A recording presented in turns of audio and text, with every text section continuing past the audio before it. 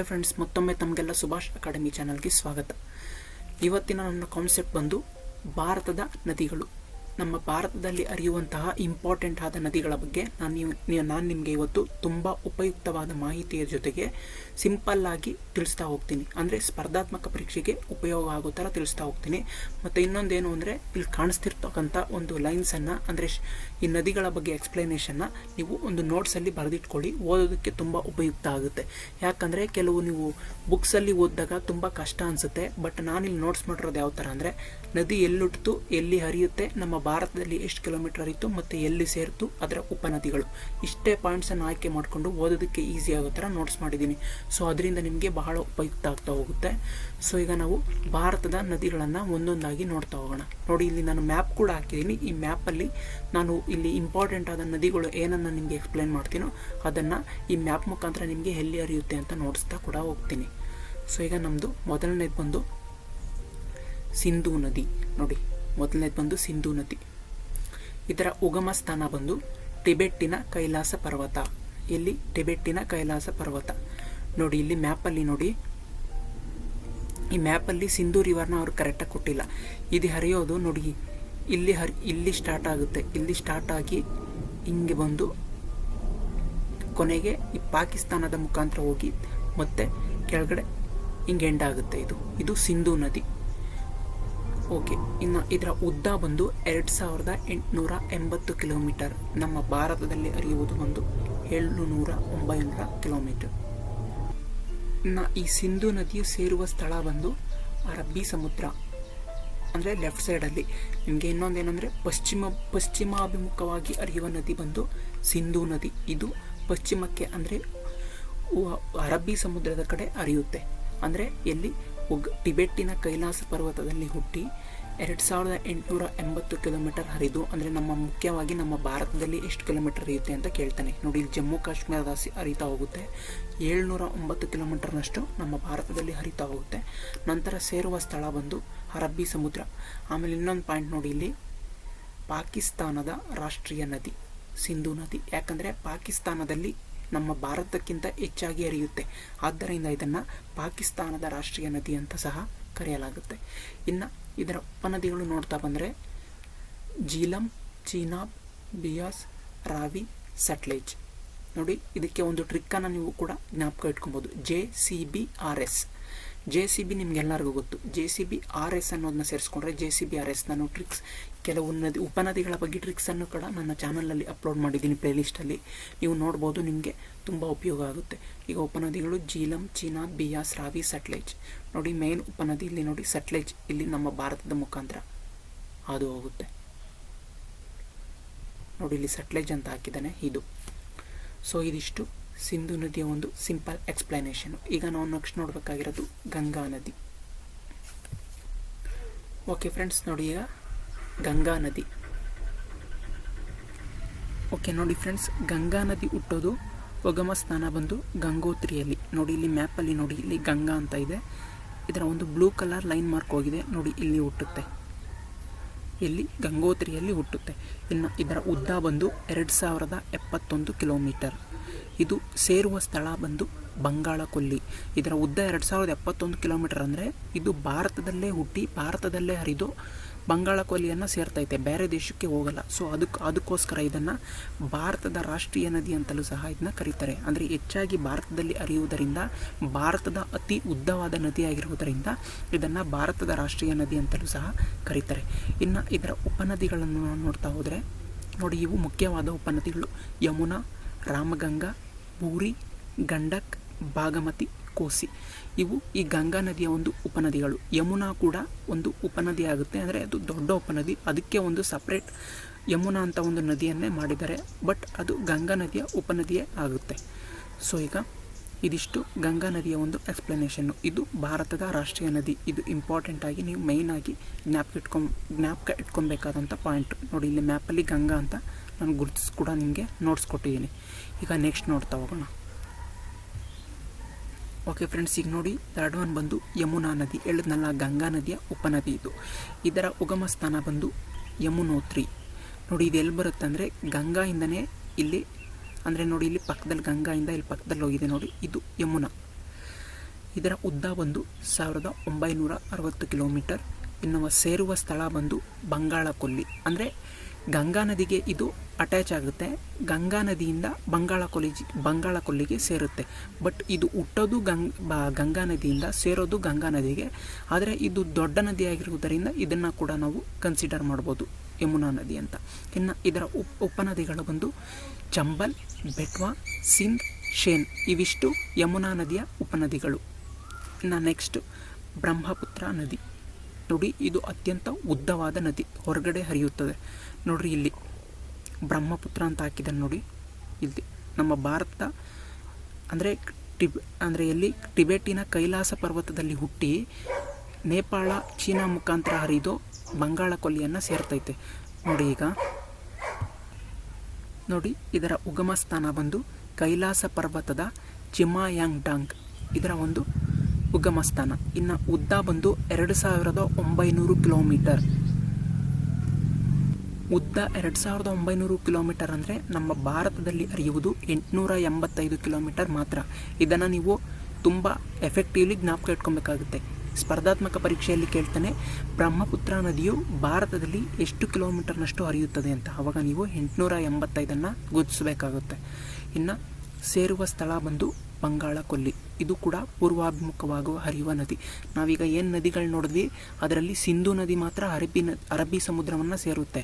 ಇನ್ನು ಗಂಗಾ, ಯಮುನಾ, ಬ್ರಹ್ಮಪುತ್ರ ಮೂರು ಕೂಡ ಬಂಗಾಳ ಕೊಲ್ಲಿಯನ್ನು ಸೇರುತ್ತೆ.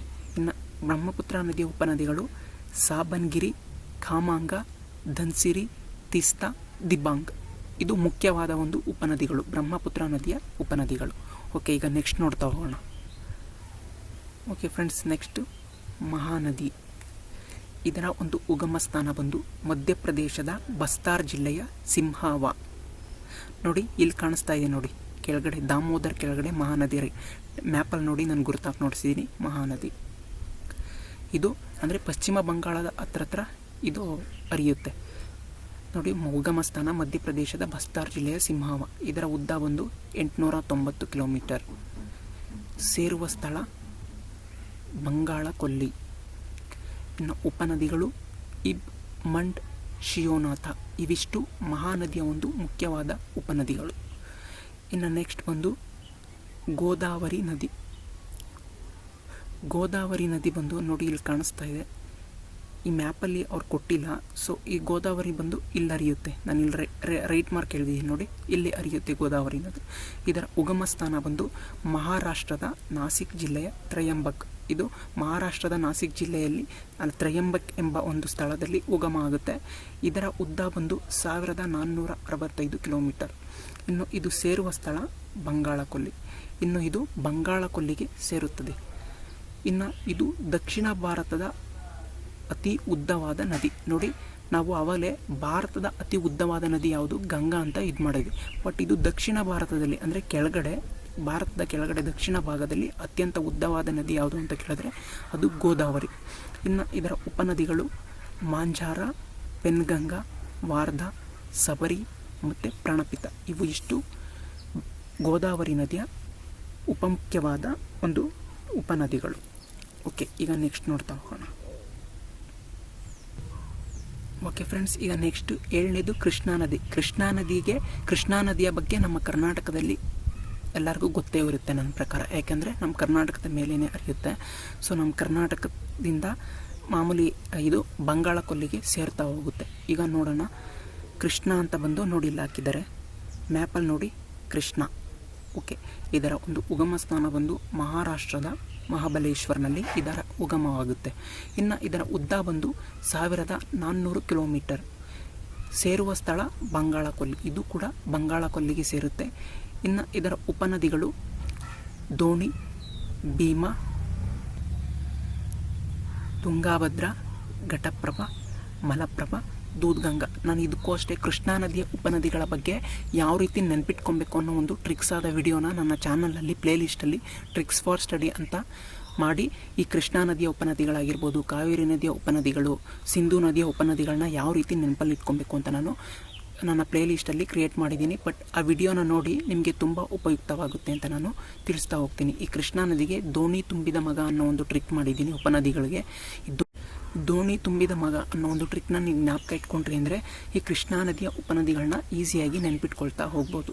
ಓಕೆ, ಈಗ ನೆಕ್ಸ್ಟ್ ನಾವು ಕಾವೇರಿ ನದಿಯ ಬಗ್ಗೆ ನೋಡೋಣ. ಕಾವೇರಿ ನಮ್ಮ ಒಂದು ಕರ್ನಾಟಕವಾದ ಪವಿತ್ರ ನದಿ, ನಮ್ಮ ಕರ್ನಾಟಕದವ್ರಿಗೆ ಎಲ್ಲರಿಗೂ ಗೊತ್ತಿರುತ್ತೆ. ಸೊ ಕಾವೇರಿ ಬಂದು ಈ ಮ್ಯಾಪಲ್ಲಿ ಕೊಟ್ಟಿಲ್ಲ, ಬಟ್ ನೋಡಿ ಇಲ್ಲಿ ಕಾಣಿಸ್ತಾ ಇದೆ, ಇದು ಕಾವೇರಿ ನದಿ. ಇದರ ಉಗಮ ಸ್ಥಾನ ಬಂದು ಕೊಡಗು ಜಿಲ್ಲೆಯ ತಲಕಾವೇರಿ. ಕರ್ನಾಟಕದಲ್ಲಿರೋ ಎಲ್ಲರಿಗೂ ಗೊತ್ತಿರುತ್ತೆ ತಲಕಾವೇರಿಯಲ್ಲಿ ಇದು ಉಗಮ ಆಗುತ್ತೆ ಅಂತ. ಇನ್ನು ಇದರ ಉದ್ದ ಬಂದು 804 ಕಿಲೋಮೀಟರ್. ಇದನ್ನು ದಕ್ಷಿಣದ ಗಂಗೆ ಅಂತಲೂ ಸಹ ಕರೆಯುತ್ತಾರೆ. ಅಂದರೆ ಉತ್ತರದ ಗಂಗೆ ಬಂದು ಗಂಗಾ ನದಿ, ದಕ್ಷಿಣದ ಗಂಗೆ ಬಂದು ಕಾವೇರಿ. ಇನ್ನು ಇದು ಸೇರುವ ಸ್ಥಳ ಬಂಗಾಳ ಕೊಲ್ಲಿ, ಇದು ಕೂಡ ಬಂಗಾಳ ಕೊಲ್ಲಿಗೆ ಸೇರುತ್ತೆ. ಇನ್ನು ಇದರ ಉಪನದಿಗಳು ಹೇಮಾವತಿ, ಸುವರ್ಣಮತಿ, ಶಿಂಷಾ, ಲಕ್ಷ್ಮಣತೀರ್ಥ, ಅರ್ಕಾವತಿ, ಕಬಿನಿ. ಇವು ಕಾವೇರಿ ನದಿಯ ಉಪನದಿಗಳು. ನಾನು ಇದಕ್ಕೆ ಕೂಡ ಯಾವ ರೀತಿ ಉಪನದಿಗಳನ್ನ ಟಿಪ್ಸ್ ಮುಖಾಂತರ ಜ್ಞಾಪಕ ಇಟ್ಕೊಬೇಕು ಅನ್ನೋದನ್ನ ನನ್ನ ಪ್ಲೇಲಿಸ್ಟಲ್ಲಿ ಅಪ್ಲೋಡ್ ಮಾಡಿದ್ದೀನಿ. ದಯವಿಟ್ಟು ಅದನ್ನು ನೋಡಿ, ನಿಮಗೆ ತುಂಬ ಬಹಳ ಮುಖ್ಯವಾಗಿ ಅರ್ಥ ಆಗ್ತಾ ಹೋಗುತ್ತೆ. ಈಗ ನೆಕ್ಸ್ಟ್ ನಾವು ನೋಡ್ತಾ ಹೋಗೋಣ.